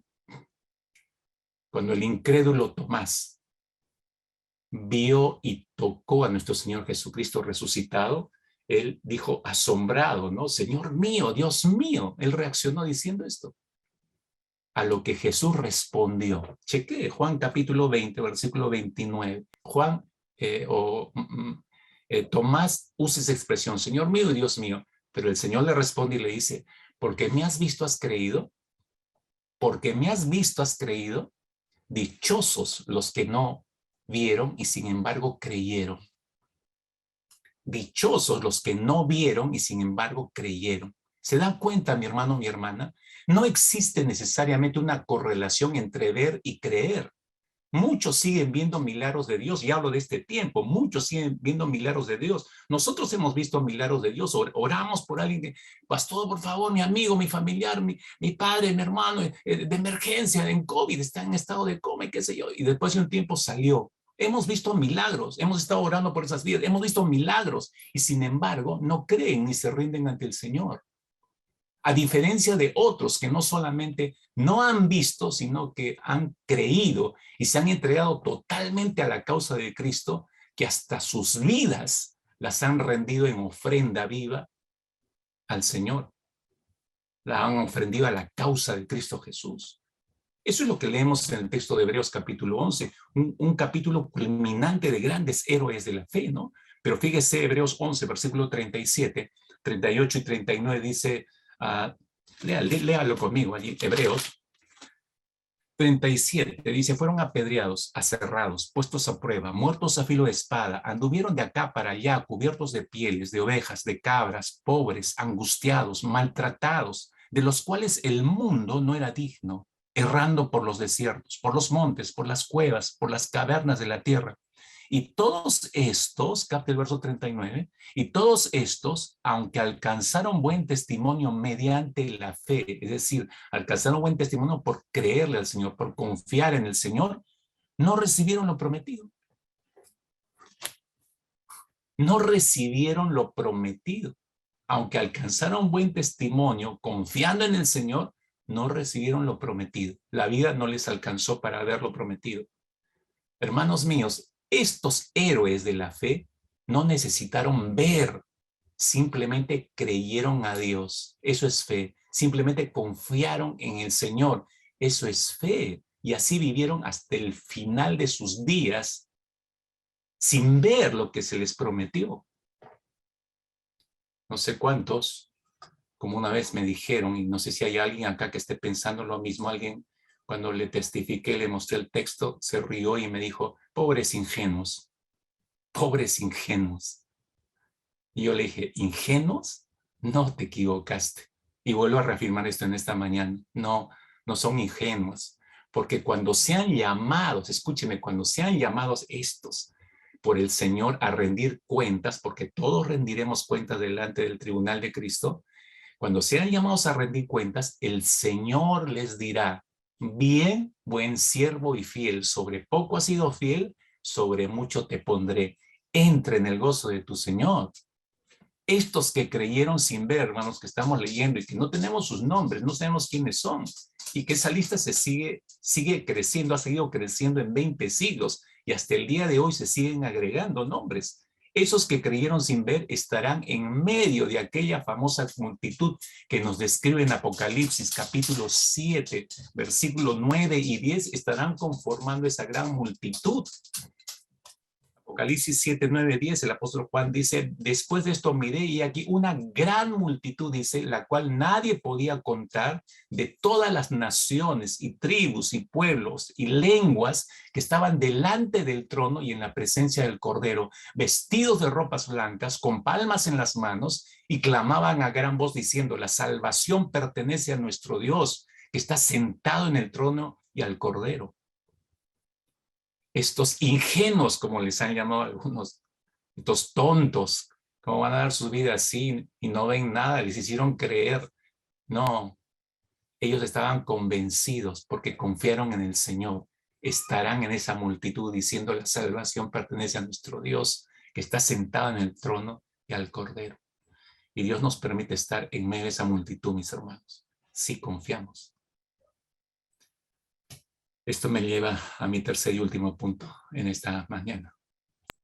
Hermanos, confiar en Dios, entonces, no es una cuestión de fuerza de voluntad mental, escuche. es un estilo de vida. No es que yo me esfuerce, yo voy a pensar, debo confiar. Eso es un mantra, hermanos. Eso es un mantra. No es que yo intente convencerme, ¿no? No, no es una cuestión de fuerza de voluntad mental. Es un estilo de vida. Porque yo confío, entonces simplemente confío. Yo le decía, confiar en el Señor es confiar en el Señor íntegramente. Mi cuerpo, alma y espíritu están entregados en confianza del Señor. He puesto mi vida entera en custodia en el Señor, en sus manos. Ahí voy a estar bien custodiado. Yo creo eso. Entonces, todo lo que viva es de esa manera, creyendo que mi vida está coberturada. Es un estilo de vida, hermanos. Es un cambio total en el enfoque diario que involucra mi mente, mi cuerpo y mi alma. El punto clave aquí es desarrollar una relación íntima con Cristo. ¿Lo anotó? El punto clave aquí es desarrollar una relación íntima con Cristo, porque desarrollamos esa vida de intimidad y allí vamos a encontrar fortaleza en Dios, ¿sí o no? Y no lo estamos simplemente, cuando encontramos esa intimidad con el Señor y cuando oramos, no significa que solamente estamos lanzando solicitudes a un Dios que está distante de nosotros en la posibilidad de que nos pueda responder y pueda resolver nuestros problemas. No, sino sabemos que es una persona con la cual interactuamos en todo tiempo. Existe una relación, y no solo una relación, una comunión profunda con esta persona que es Dios. Entonces, y que Él conoce de antemano todas mis circunstancias, y aunque no lo podamos ver, yo sé que tengo una relación personal, no impersonal, tengo una relación personal. Y por eso puedo dialogar con Él directamente. No necesito intermediarios. Puedo dialogar directamente con Él para darle a conocer mis necesidades. Lo tratamos, hermanos, como nuestro consejero. Lo tratamos como nuestro consolador. Lo tratamos como nuestro compañero de viaje en la vida. Lo tratamos como nuestro defensor en los momentos cruciales. Lo tratamos como nuestro intercesor en los momentos que necesitamos que el Padre Celestial atienda esta o aquella situación. Y sabemos que no estamos solos. Lo mejor de todo es que no estamos, ay, que me siento abandonado. No es que me sienta abandonado. Tengo la convicción de que Dios está conforme a su promesa conmigo. En todo instante, nunca me ha abandonado y nunca me va a abandonar. Sé que Dios está conmigo. Las palabras que Dios le dijo a Isaías, si usted recuerda, y yo sé que usted conoce este texto, Isaías capítulo 41, versículo 10, esas palabras ya no tienen que ser solo de Isaías, o no tienen que ser solo de la nación de Israel. Son promesas que pasan a ser mías. No temas porque yo estoy contigo. No desmayes porque yo soy tu Dios que te esfuerzo. Siempre te ayudaré, siempre te sustentaré con la diestra de mi justicia. Yo sé que lo está diciendo la nación de Israel, pero de pronto mi relación tan íntima avanza a niveles profundos con el Señor que estas palabras ya no solamente son para Israel, son también para Israel espiritual, es decir, para mí. En el contexto de esa relación, hermanos, de esta relación enriquecida, profunda, en ese contexto podemos practicar y expresar nuestra confianza en Dios. Podemos practicar y expresar nuestra confianza en Dios. ¿A través de qué? ¿A través de qué? Le digo 4 cosas puntuales. Número 1, a través de los hábitos de nuestro corazón. A través de hábitos de nuestro corazón. Nuestra ansiedad, nuestras ansiedades, todas nuestras experiencias de ansiedades a menudo vienen porque nosotros tratamos de evitar el sufrimiento, porque para nosotros el sufrimiento es malo, pero el sufrimiento es formativo. Ya debe haberse dado cuenta ustedes. Entonces nuestras ansiedades a menudo vienen por evitar el sufrimiento. No tenemos que evitarlo, hermano. Tenemos que enfrentar los sufrimientos confiando que no estamos solos. Y creyendo lo que Cristo nos ha dicho, ¿no? Recuerdan lo que nos exhorta el apóstol Pedro, 1 de Pedro capítulo 5, versículo 7, que echemos toda nuestra ansiedad sobre el Señor Jesucristo y confiemos en su cuidado. Entonces, es el Señor hablándonos a través de su palabra, diciéndonos, echa tu ansiedad sobre mí, échala sobre mí y confía en mí. Yo voy a cuidarte. ¿Confías en que yo puedo cuidarte? Eso es lo que nos está diciendo el Señor, ¿no? Entonces, confiamos en Dios, y al confiar en Él, confiamos en lo que Él va a hacer. Así estemos pasando momentos difíciles, ¿no? En lugar de, escúcheme hermanos, en lugar de resentir las circunstancias difíciles en las que podemos encontrarnos, debemos confiar en Dios, incluso cuando no entendemos lo que está pasando, cuando no entendemos sus planes. Esto podemos formarlo como un hábito permanente, hermanos, una confianza en el Señor. Así no entienda lo que esté pasando, pero yo sigo confiando en ti, Señor, ¿no? Y esa confianza también la podemos practicar al buscar la voluntad de Dios y al expresar nuestra necesidad de Dios a través de nuestras oraciones. Mire, el hábito de orar, por eso estamos hablando de hábitos del corazón, el hábito de orar todas las mañanas, por ejemplo, nos ayuda a poner en nuestras mentes, a colocar nuestra mente en la persona de Dios durante todo el resto del día. Entonces, cuando comenzamos un día, lo empezamos enfocándonos en la presencia prometida de Dios y sabiendo eso, admitimos al mismo tiempo nuestra necesidad de Él. Entonces, nos preparamos el resto de las horas del día, nos preparamos para ver su constante provisión y presencia. Vamos viendo, porque mi mente desde temprano, a través de la oración, ya entro en su presencia, estoy concentrado en Él, estoy ocupado en mi trabajo, en mis estudios, en todas mis responsabilidades, pero mi mente mantiene una actitud de oración, de dependencia en Él. Estoy expectante, ¿cómo me va a ayudar, a dar este examen? ¿Cómo me va a guiar a dar este examen? ¿Cómo me va a guiar a cerrar esta transacción comercial? ¿Cómo me va a guiar a enfrentar este problema que tengo pendiente en el banco? ¿Cómo me va a ayudar a sentarme y hablar con mis hijos en cuanto a su desarrollo de sus clases en el colegio, etcétera, etcétera? Estamos pendientes, expectantes de lo que Él va a hacer, de lo que nos va a dirigir a hacer a nosotros. Entonces, esto, mis hermanos, es sumamente importante tomarlo en consideración en nuestra vida práctica. Estoy hablando de cosas prácticas, hermanos, ¿no? Como diría el salmista, el Salmo 5, versículo 3, oh Señor, de mañana oirás mi voz, de mañana me presentaré ante ti y esperaré, ¿no? De mañana oirás mi voz, de mañana me presentaré ante ti y esperaré. Entiendas, hermanos, este esperaré no significa no hacer nada, ojo, no significa quedarse inmóvil, sino que significa confiar. Oh Señor, de mañana oirás mi voz, sí, de mañana me presentaré ante ti y confiaré. Esto significa, y confiaré. Esto nos permite, hermanos, vivir por encima de las ansiedades cotidianas, porque todos los días la pasamos, vivir por encima de nuestras ansiedades, enfocados en su presencia, es decir, enfocados en su voluntad. ¿Y cuál es su voluntad? Que vayamos y hagamos discípulos. No sé si me está captando, hermanos, ¿no? Nos permite vivir por encima de nuestras ansiedades. O sea, las ansiedades van a estar ahí, ¿no? Pero yo confío en el Señor. Echo mi ansiedad sobre Él porque confío que Él me va a cuidar. Y yo sigo enfocado en ¿qué? En las demás cosas prioritarias. ¿Y qué es lo prioritario? La voluntad del Señor. ¿Y qué me dice su voluntad? Que vaya y haga discípulos. Esa es la prioridad. Hábitos del corazón, hermanos. Hábitos del corazón. En segundo lugar, hábitos físicos. Hábitos físicos. A través de estos hábitos físicos podemos mostrar nuestra confianza en el Señor. Eso es increíble. Le explico. Dice el Salmo 139, versículo 14.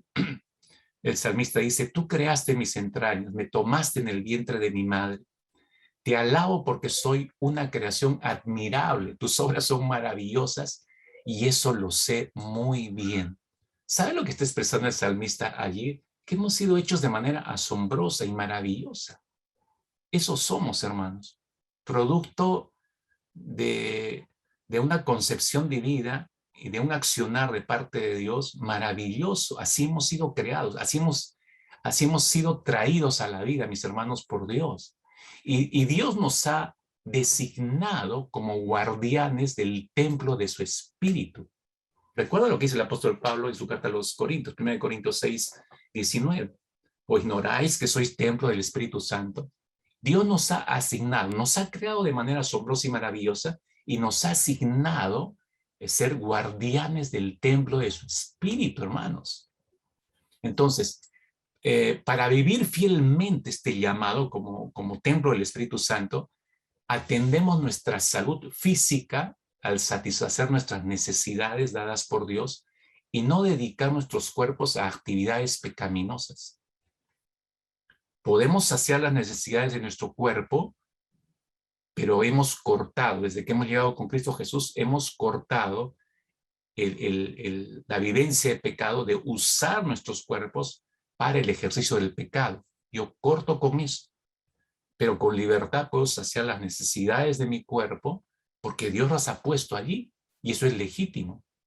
Desde Génesis capítulo 2, si usted se ha dado cuenta en las Escrituras, desde Génesis capítulo 2 hacia adelante, las Escrituras nos señalan la importancia del descanso, del reposo. Es importante. Sin un descanso adecuado, me refiero a las horas correctas para dormir, el tiempo de vacaciones y todo eso, tenemos mucha menos capacidad para concentrarnos en Dios. Tenemos menos capacidad para concentrarnos en Dios. Todo lo que están con teletrabajo, y eso nos incluye a nosotros los pastores, pasamos tantas horas en la máquina que hay momentos en que tenemos que detenernos para descansar. Porque podemos seguir revisando un montón de citas bíblicas y conceptos teológicos, pero la falta de descanso nos pueden hacer ver las cosas de forma diferente y hacer una interpretación peligrosamente ajena a las Escrituras. Sin embargo, cuando uno reposa y descansa y la mente está después del reposo, uno tiene mayor lucidez y puede captar lo que Dios está diciendo con mayor claridad. Supongo que le ha pasado eso a usted también. En un podcast que usted lo puede encontrar en la web, el podcast se titula Pregúntale al Pastor John, y es al Pastor John Piper. Tiene su podcast que titula Si no pregunta al Pastor John. La gente le hace una serie de preguntas y él responde. En una oportunidad, en un podcast, John Piper dijo lo siguiente en cuanto a esto que les estoy mencionando. Piénsenlo. Dice, está claro que mi nivel de santificación aumenta y disminuye con 8 horas de sueño versus 5 horas de sueño. ¿Entiende lo que está diciendo? No, pastor, no le entiendo. No, si está sencillo, fíjese, está claro, dice John Piper, que mi nivel de santificación aumenta y disminuye con 8 horas de sueño versus 5 horas de sueño. Usted sabe que debemos ser, dice la Biblia, santos en toda nuestra manera de vivir. Entonces, si usted duerme sus 8 horas legítimas, usted está descansado. Dígame si no va a manejar bien su santidad en su hogar, en el trabajo. Pero si usted duerme solo 5 o 4 horas, ¿usted cree que va a estar en buenas condiciones para manifestar su santidad? Mire, yo le aseguro una cosa, se va a estrellar con todo el mundo. Porque no ha descansado bien, ¿sí o no?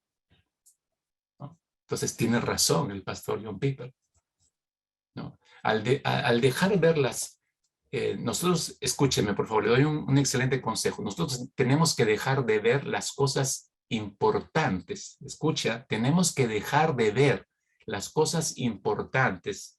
Me refiero a trabajo, estudio, proyectos personales, la empresa. Debemos dejar de ver estas cosas importantes como si fueran cosas prioritarias. No lo son. No lo son. Al dejar de ver las cosas importantes como prioritarias, entonces podremos enfocarnos mejor en los negocios del Padre. ¿Y cuáles son los negocios del Padre? Ir y hacer discípulos a todas las etnias. Enseñarles que guarden todas las cosas. Esos son los negocios del Padre, extender el reino de los cielos. ¿Me está entendiendo, hermanos? No vea las cosas importantes como prioritarias. En todo caso, debe aprender a distinguir qué es importante y qué es prioritario. El trabajo es importante. Nadie dice que no sea importante porque con eso nos pagan y con eso alimentamos, sostenemos la familia. Es importante, pero no es prioritario. Usted no puede sacrificar su tiempo a solas con el Señor diario, su encuentro devocional con el Señor. No puede sacrificar el altar familiar, no puede sacrificar a su familia, a sus hijos, ese tiempo con la palabra por su trabajo. No puede hacer eso, porque eso significaría que usted está viendo su trabajo como prioritario y su devocional personal, su encuentro con el Señor o su altar familiar con su familia, lo está viendo como cosas importantes. No, es al revés, hermanos. Es al revés. Cuando nosotros dejamos de ver las cosas importantes como prioritarias, entonces podemos enfocarnos mejor en los negocios del Padre. De esa manera, hermanos, elegimos confiar en que Dios, escuche, en que Dios tiene el control y le permitimos a Dios que nos refresque física y espiritualmente cuando tenemos que reposar. Ahora, en esa misma línea va nuestros hábitos de nutrición y el ejercicio corporal, que son esas prácticas de tener una buena nutrición y ejercicio físico, son prácticas de confianza, hermanos. Confianza en el Señor, confianza que puede ayudarnos a enfocarnos en Dios mucho mejor. Cuando nosotros elegimos respetar nuestras necesidades físicas, las saciamos legítimamente, aceptamos las limitaciones que Dios ha diseñado en nosotros. Es decir, estamos reconociendo, Señor, tú tienes razón, necesito descansar. Tú tienes razón, Señor, necesito parar en el trabajo. Tú tienes razón, Señor, necesito ocupar este tiempo con mi familia, etcétera, etcétera. ¿Me entiende? Hábitos físicos. Hábitos físicos. En tercer lugar, hábitos mentales. Hábitos mentales. Todos, usted y yo, todos luchamos con pensamientos y emociones desalentadoras. Yo y más que nunca, hermanos, ¿no? El creyente más sólido y más firme tiene periodos en que hay un desgaste o no descansó correctamente, entonces los pensamientos y las emociones desalentadoras ganan inmediatamente el corazón, especialmente en medio de esta pandemia mundial. Ahora, si bien es posible que no podamos dejar de experimentar un pensamiento y una emoción específica, ¿no? Eso es inevitable, somos seres emocionales, ¿no? Podemos elegir, hermanos. Esta es la diferencia. Podemos elegir. No podemos evitar experimentar un pensamiento. No podemos sentir una emoción contraria a nuestra propia fe incluso. Pero podemos elegir definir la realidad por la verdad de la palabra de Dios en lugar de por nuestras propias emociones o pensamientos.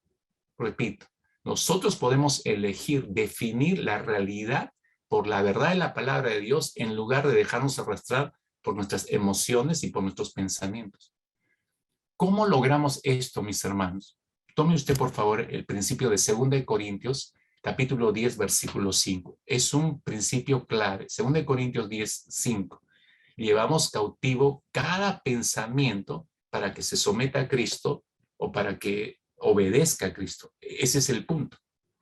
Llevamos cautivo cada pensamiento, es decir, no lo dejamos volar. Llevar cautivo es tomarlo prisionero, es decir, yo estoy en el dominio, yo estoy en el control, lo llevo, lo controlo y lo obligo a que obedezca a la palabra del Señor.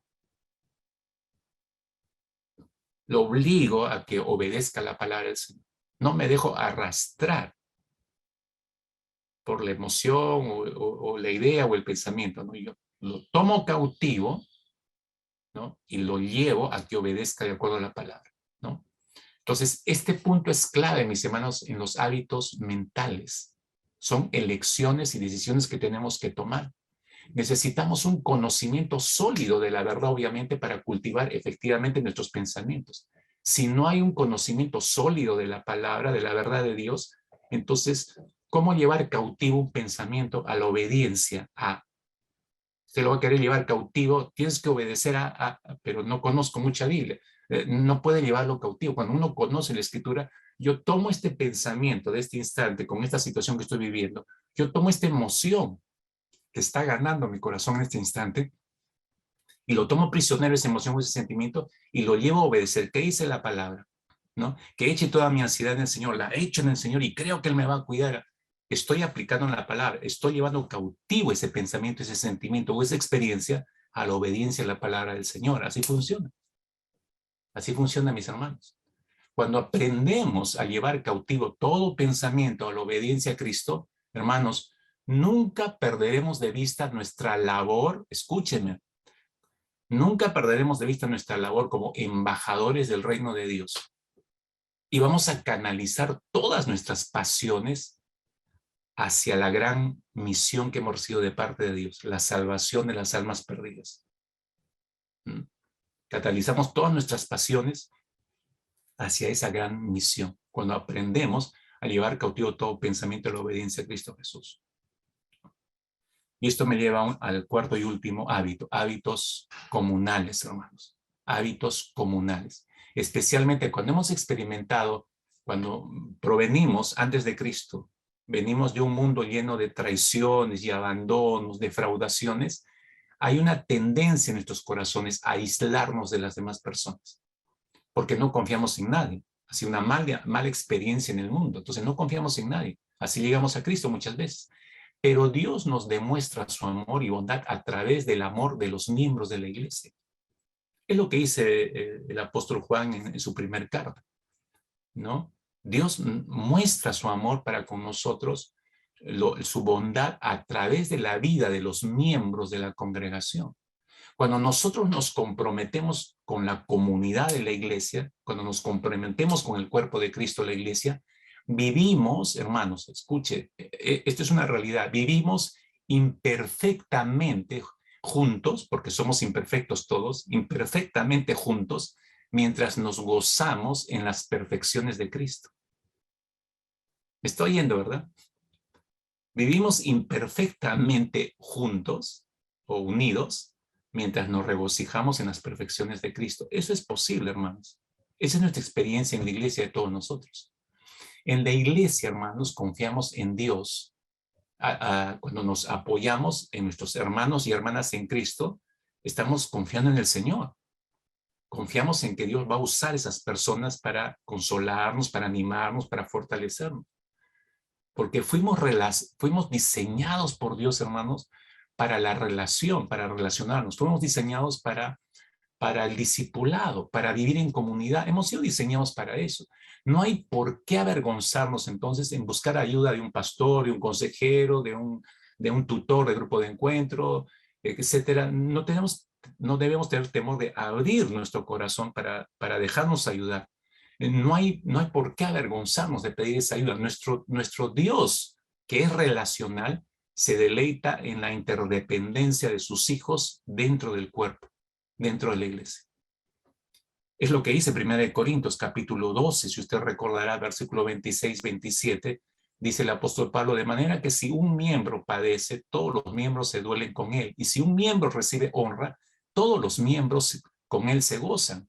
Vosotros pues sois el cuerpo de Cristo y miembros cada uno en particular. Sí, claro, como el agua, mis hermanos, queda, ¿no es cierto? Además, es saludable el hábito de vivir en comunidad, en relación con la iglesia, con el cuerpo de Cristo, porque, escúcheme, nos permite llevar adelante la misión como iglesia. Hermanos, sin la iglesia no podríamos llevar adelante la gran comisión recibida, no podríamos. Recordemos que Dios ha constituido a la iglesia como columna y baluarte de la verdad. ¿Recuerda?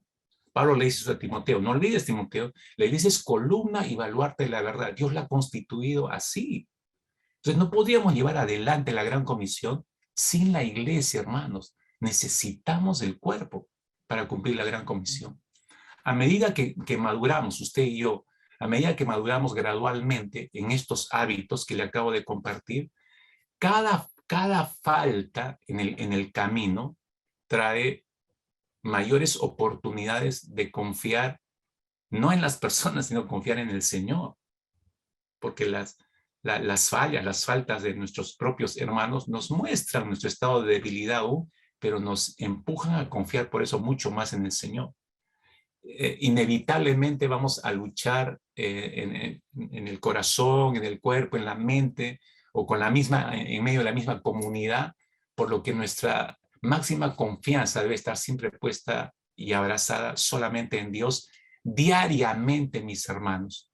Cada día no es mi confianza expresada en el Señor y vivir el día de ayer, tiene que ser ratificada el día de hoy. Mañana no puedo vivir en función a lo de hace 2, 3 días, no. Tengo que orar por este día y ratificar mi confianza en el Señor y volver a salir confiando en lo que Dios va a hacer en este día a través de mi vida y en medio de mi vida. Termino con el salmo que empezamos, Salmo 37. ¿Se ha percatado de esto que lo hago notar y que lo quiero utilizar para nuestro momento de oración final?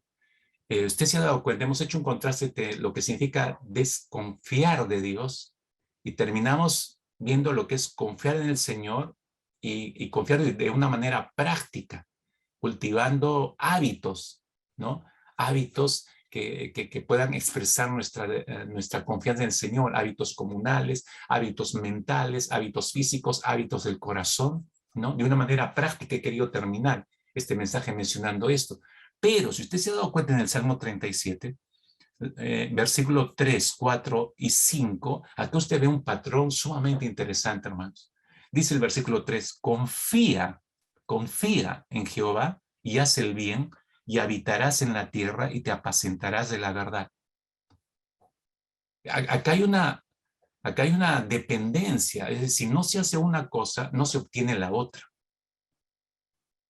¿Qué tenemos que hacer? Lo que tenemos que hacer es confiar en el Señor. Eso es clarísimo, empezando en el verso 3. Si usted confía en el Señor y hace el bien, por ende, entonces dice, el resultado es habitar en la tierra y te apacentarás de la verdad. ¿Qué significa apacentarse de la verdad? En la versión latinoamericana se traduce esta frase, apacentar de la verdad, se traduce como cultiva la fidelidad. Cultiva la fidelidad. En otra versión se traduce como haz tu trabajo con fidelidad. Entonces lo que está diciendo allí es, si tú confías en el Señor, entonces vas a poder cultivar la fidelidad. Dígame si no estamos nosotros luchando con nuestra fidelidad con el Señor, porque nosotros le empujamos, por más ganas que le echamos, fallamos, nos quebramos, porque lo estamos haciendo en nuestras fuerzas. Mira, acá descubre esto en este versículo. Si tú confías en el Señor y haces el bien, es decir, confiar es obedecer. Todo lo que te dice la palabra, tú empiezas a obedecer. Tú confías en el Señor, entonces vas a poder cultivar la fidelidad. Vas a poder mantener la fidelidad. La fidelidad en el Señor no se sostiene sola. Vas a poder realizar tu trabajo con fidelidad. Tu servicio, tu ministerio lo vas a hacer con fidelidad si confías en el Señor. Lo contrario es, si no confías en el Señor, no sé, cualquier cosa puede salir, hermano. Hay una relación, ¿te das cuenta? Hay que confiar. Igual, lo mismo en el verso 4. Deleítate a sí mismo en Jehová y Él te concederá las peticiones de tu corazón. Nos encanta esa última línea, ¿no? Pero la última línea de que Él nos va a conceder las peticiones de nuestro corazón está sujeta a deleitarse en el Señor. ¿Y qué es deleitarse en el Señor? ¿Quién se deleite en el Señor? Quien confía en Él. Confío en Él y me deleito en Él. Entonces, cuando me deleito en Él, yo voy a saber qué pedirle. Todas las peticiones que yo le haga van a estar ajustadas a su palabra. Y por eso Dios me las va a otorgar. Otra vez, hay una relación. Si no te deleitas, si no confías en el Señor, no te vas a deleitar en Él. Y si no te deleitas, no va a ser concedida las peticiones de tu corazón. ¿Se entiende? Versículo 5. Encomienda a Jehová tu camino y confía en Él y Él hará exactamente lo mismo que las dos anteriores. Encomendar a Jehová, ya sabes lo que significa encomendar, ¿no? Poner en las manos de, ¿no? Poner bajo custodia de las manos del Señor, entregar nuestra vida en las manos del Señor, ¿no? Y confía en Él. Pongo mi vida en tus manos y confío. Y Él va a hacer, dice. En otra versión dice, y Él actuará. Dios actuará. Entonces, Dios no va a actuar y muchas veces no actúa porque nosotros no confiamos en Él. ¿Está captando, mis hermanos? Esta relación en estos 3 versículos es tremenda. Pero los 3 tienen correlación en primeramente confiar en el Señor. Si uno confía en el Señor, entonces podrá cultivar la fidelidad, podrá mantener su fidelidad. Si uno confía en el Señor nos va a conceder las peticiones de nuestro corazón. Si uno confía en el Señor va a actuar en favor de nosotros. ¿Qué más puedo decirle, mi hermano, mi hermana? Confiar en Dios. Escuche esto. Esta es una cita de una escritora norteamericana llamada Kim Sande. Ella dijo, confiar en Dios no significa creer que hará lo que tú quieras.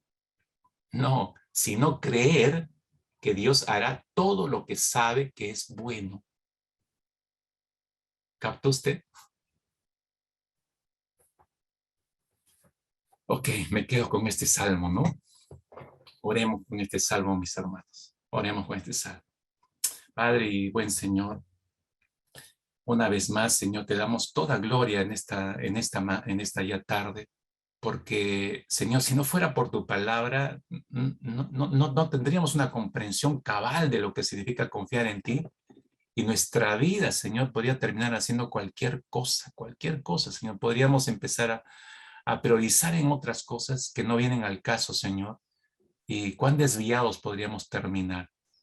Gracias, Señor, por aclararnos en esta tarde que no estamos realizando lo que nos has llamado a hacer en la gran comisión tuya, porque no estamos confiando probablemente en ti, Señor.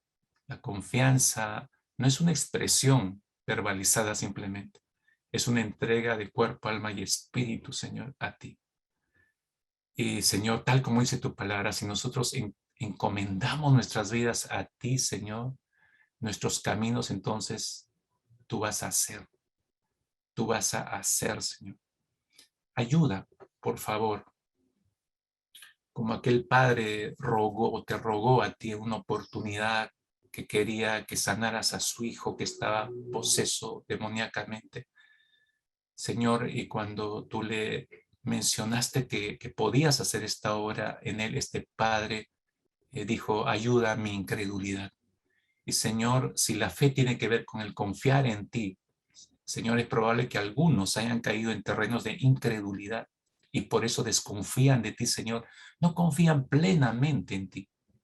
Señor, que puedan desterrar esto en esta tarde y puedan abrazar una vez más tu palabra, que confíen en ti, hagan el bien y, Señor, dice tu palabra que sean apacentados de tu verdad, que confíen en ti, Señor, entonces que experimenten que tú vas a conceder las necesidades de su corazón, que confíen en ti, entonces podrán verte actuar sobre sus vidas personales, familiares, laborales, eclesiales. Padre bueno, gracias, Señor.